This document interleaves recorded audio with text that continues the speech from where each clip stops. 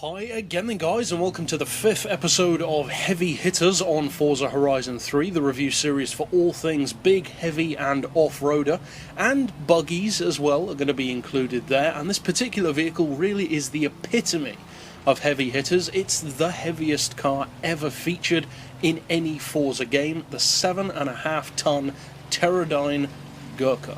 I personally love this car, but the question is performance. Does it have it? For such a big heavy car that's also pretty expensive, it has a quoted list price of 450,000 credits.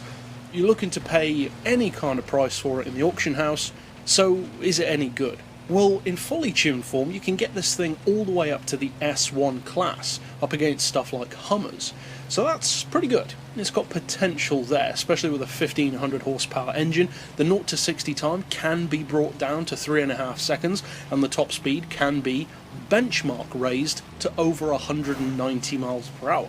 That's pretty good, especially when you can also lower the weight to just over 5 tons instead of 7.5. But is it a good performance car?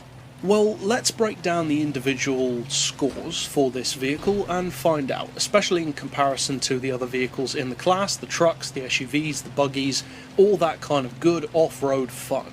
Well, for any who are new to my Forza reviews, I like to break down each individual vehicle into 5 different categories: handling, acceleration, top-end speed, value for money, and usability in racing. Then we combine those 5 scores to give the car an overall score within its class, in this case off-roaders, out of a possible 100 points. So first of all, we have handling. And for the handling on the Gurkha, I'm going to have to be honest, as much as I love it, and give it a 2. Because at the end of the day, it is a huge car, it's a heavy car, and it's quite simply not a good handling car. In stock form, it's okay, but the only reason why it's okay is because it's not going very quickly. You can only do around 100 miles per hour in it.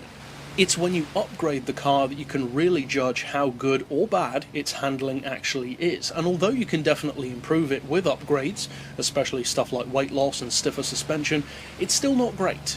And to be honest, it's not that good. It's not awful, it's certainly not annoying or anger-inducing to drive, but it's still big, it's still heavy, and it's just not the best of cornering machines, so it just wouldn't be fair to rate it higher. As far as acceleration, as I said, you can tune it to do 0 to 60 in 3.5 seconds. I've done a tune for that here on YouTube, but even so, I'm going to have to give it a 2, because that's just not that great. 3.5 seconds for this car is amazing. That's a 5 out of 5. But it's not just this car. I have to compare it to every other car in the class, and when you do that, it doesn't really fall that well, especially when you have to fully upgrade it to get to that level. And in the S1 class, how many races are you really going to win in this thing? As far as top-end speed goes, I'm actually going to rate it a little bit higher with a 3, and the reason why is because in tune form in particular, the top speed of over 190 is actually not bad at all. To put that into perspective, that's quicker than the Mercedes G-Wagon. That's kind of ridiculous, but also true.